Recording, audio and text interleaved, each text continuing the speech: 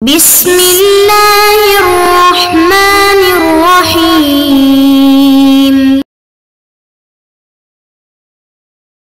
بسم اللہ الرحمن الرحیم وبہ نستعین وهو خیر المعین۔ عزیز طلباء اور طالبات، السلام علیکم ورحمۃ اللہ وبرکاتہ۔ امید ہے کہ آپ خیر وعافیت سے ہوں گے۔ مقاصد حصہ چہارم کی بارے میں اسباق جو ہے وہ ریکارڈ ہو رہے ہیں، اور اس میں ہم سبق نمبر 21 کو پڑھا۔ سبق نمبر 21 کا خلاصہ کچھ یوں ہے کہ ہم نے ادلہ کے بارے میں پڑھا، اور وہ ادلہ جو ہے اس چیز پر تھیں کہ جو وکیل صیغہ کو اجرا کرنے کے لیے، عقد کے اجرا کے لیے آتا ہے، اس کو خیار مجلس حاصل نہیں ہے۔ اس کے اوپر پہلی دلیل توادر ہے، دوسری دلیل ادلہ جو خیار ہیں وہ ہیں، اور تیسری دلیل کو حاذا مضافن کے ذریعے آج پڑھیں گے اس سبق نمبر 22 میں۔ تو سبق نمبر 21 کے خلاصے کے ساتھ سبق نمبر 22 کو ہم شروع کرتے ہیں۔ آئیں بسم اللہ۔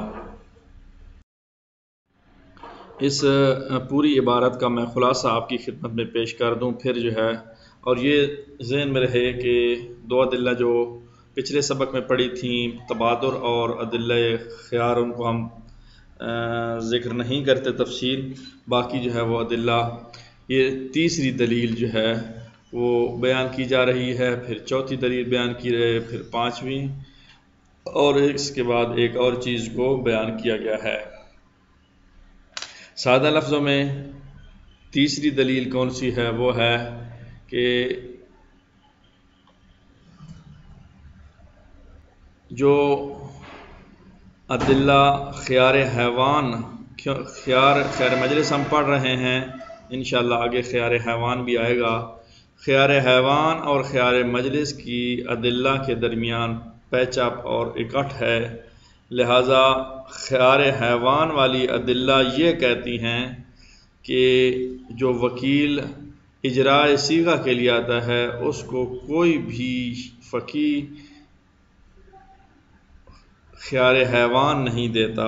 جب اس کو خیار حیوان حاصل نہیں ہے، وکیل کو جو صیغہ جاری کرنے کے لیے حیوان معاملے میں آتا ہے، تو پھر خیار مجلس بھی اس کو حاصل نہیں ہے۔ اور اس کے ساتھ، اسی دلیل کے ساتھ ایک اور بات کہ یہ کوئی ذہن میں نہ رکھے کہ یہ جی خیار مجلس عام ہے اور خیار حیوان خاص ہے، لہٰذا عام اور خاص کے درمیان کوئی فرق ہے۔ نہیں، یہ کوئی فرق نہیں ہے، بلکہ ان دونوں دلیلوں میں، دونوں روایتوں میں لفظ متباینین آیا ہے۔ جب لفظ متباینین آیا ہے تو تباین جو ہے متباین، یعنی یہ چیز دلالت کر رہی ہے کہ دونوں کے دونوں جو ہیں وہ صیغہ معاملہ کرنے والے مالک اور وہ اصلی ہوں گے، وکیل نہیں ہوں گے۔ اور یہ تو تیسری دلیل تھی۔ چوتھی دلیل یہ ہے کہ خیار کی ایک حکمت ہے، خیار کا ایک ہدف، مقصد ہے۔ اس حکمت کو ملحوظ خاطر رکھتے ہوئے خیار کا فلسفہ کیا ہوتا ہے؟ خیار کا فلسفہ یہ ہوتا ہے کہ کوئی بھی شخص جو ہے وہ اپنے نفع اور نقصان کے بارے میں سوچ لے۔ مثلا خیار مجلس، کسی نے جھٹ پٹے معاملہ کر دیا کسی بھی چیز کا، تو اس کو کچھ نہ کچھ سوچنے کا موقع دیا جائے، اس کو کچھ نہ کچھ نفع نقصان کے بارے میں غور کرنے کا موقع دیا جائے۔ تو جب وہ کوئی چیز خریدتا ہے، پیسے بھی دے دیتا ہے، تو تھوڑے لمحے کے لیے وہ سوچے۔ اب یہ سوچنا یہ مالک ہی ہوتا ہے جو نفع نقصان کے بارے میں اکثر طور پر سوچ سکتا ہے، نہ کہ اس کا وکیل۔ اس کا وکیل کا کام تو صرف اور صرف صیغہ اجرا کرنا ہوتا ہے۔ مثلا ایک شخص نے جو ہے وہ لیپ ٹاپ لیا ہے، خریدا ہے مارکیٹ میں جا کے، اور لینے والا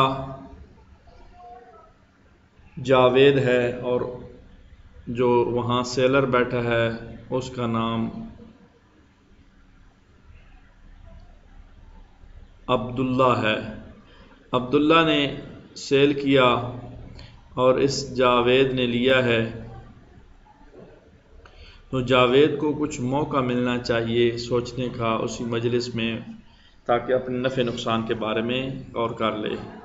اب اس کا وکیل ہوگا تو وہ اس کو فلسفے کو یا اس حکمت کو نہیں سوچ سکے گا کہ میں نے لیپ ٹاپ لینا ہے، لیا ہے، لینے کے پھر یہ فوائد ہوں گے، یہ میں کام کروں گا، یہ میری ضروریات ہوں گی، اور اسی طرح جتنے پیسوں میں لیا ہے وہ پیسے جو ہے وہ اب میری وہ ضرورت بھی جو تھی اس کو بھی میں نے لیٹ کیا ہے، اس کو بھی ضرورت کو بھی، یہ ساری ضروریات کو لیٹ جو کر سکتا ہے وہ اس کو خود معلوم ہو سکتا ہے۔ اس کے وکیل کو کیا معلوم کہ اس کے گھر کے مسائل کیا ہیں، اس کی جیب کے اخراجات کے لحاظ سے اس کو کس طرح معلوم ہوگا۔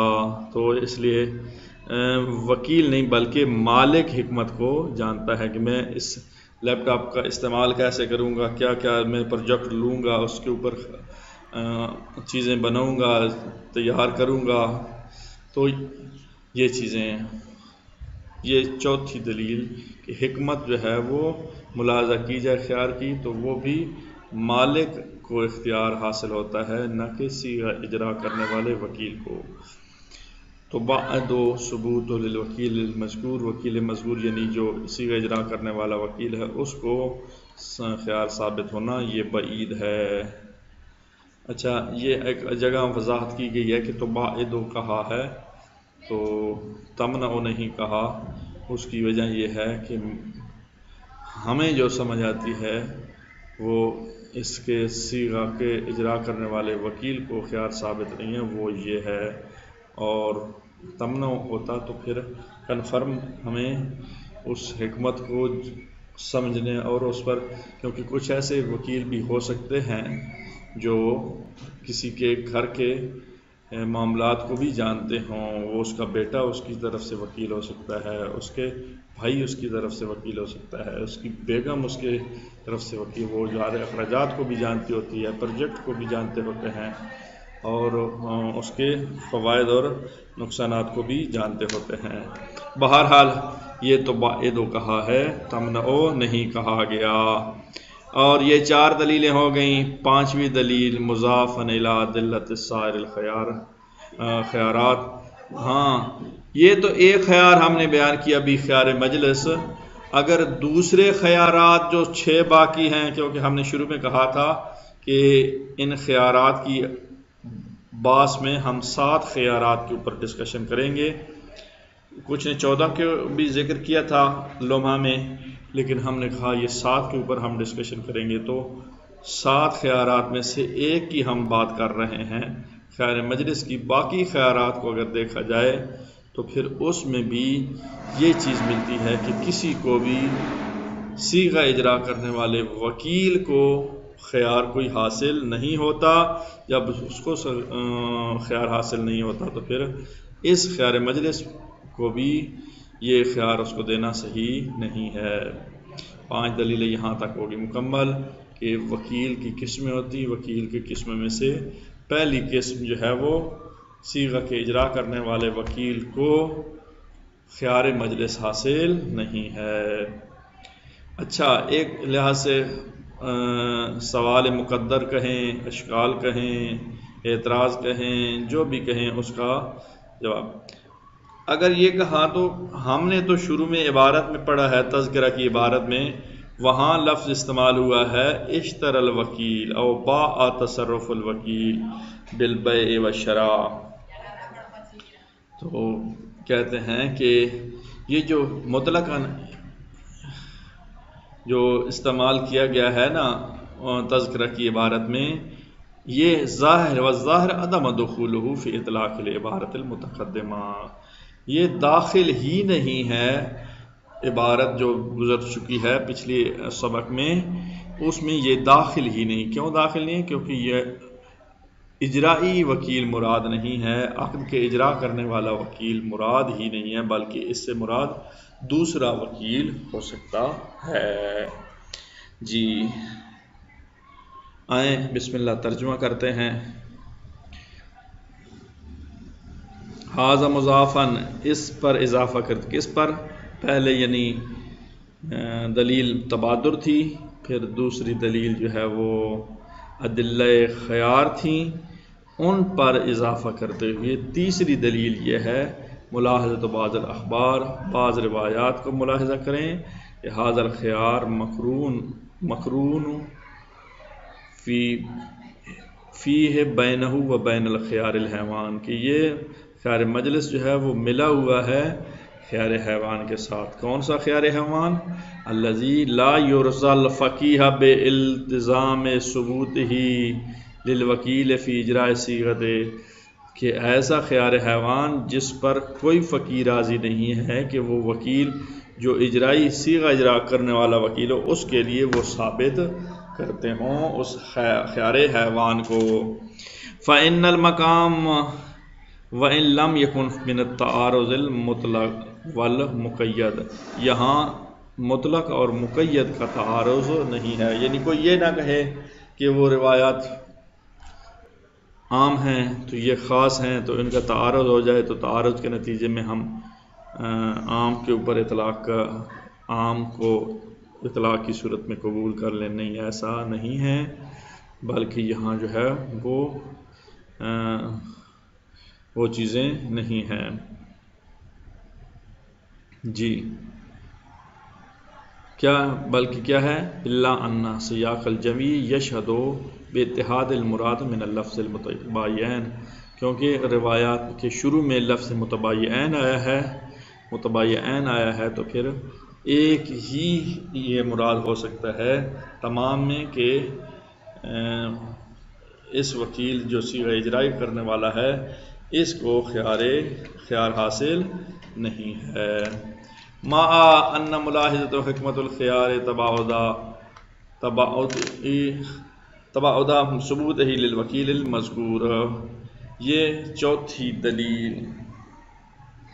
دلیل کیا ہے کہ حکمت خیار کو ملاحظہ کیا جائے گا، حکمت خیار کو دیکھا جائے گا، حکمت خیار کے اوپر نظر کی جائے گی، فلسفہ خیار کو دیکھا جائے گا۔ وہ کیا ہے؟ وہ وکیل ہی جانتا ہے فلسفہ خیار، فلسفہ حکمت و خیار مالک جانتا ہے نہ کہ وکیل، اکثر ایسا ہوتا ہے۔ تو باعد و ثبوت الوکیل مذکور، جو صیغہ جاری کرنے والا وکیل ہے اس کے لیے اس کا خیار کا ثابت ہونا بعید ہے۔ جی یہ چوتھی دلیل۔ پانچویں دلیل مضافن، یعنی ان چار دلیلوں کے ساتھ اضافہ کرتے ہوئے کیا کہ عدلت سائر الخیارات، کے دوسرے جو خیارات ہیں دیگر، یعنی خیار مجلس کے علاوہ خیار حیوان وغیرہ جو 6 خیارات ہیں ان کو دیکھا جائے۔ فإن القول بثبوتها، پس اس میں ان خیارات میں ثابت ہے لموقع صیغۃ لا ينبغي من الفقیہ، کسی بھی فقیہ نے اس کو صیغہ اجرا کرنے والے وکیل کو یہ ثابت نہیں کیا یا اس کے لیے ثابت نہیں ہے یہ خیار، ان خیارات میں سے کوئی بھی خیار ثابت نہیں ہے صیغہ اجرا کرنے والے وکیل کے لیے۔ یہاں تک ادلہ ہو گئی ختم، اب آگے بڑھتے ہیں۔ والظاہر عدم دخولہ فی اطلاق العبارات المتقدمہ عن التذکرہ، تذکرہ کی عبارت کو پچھلے سبق میں ہم نے شروع میں اس کے بیان کیا، لو باء، لو اشترا، اس کے ذریعے ان الفاظ کے ساتھ، تو کہہ رہے ہیں کہ ظاہراً یہ جو عبارات ذکر کی گئی ہیں نا، ان میں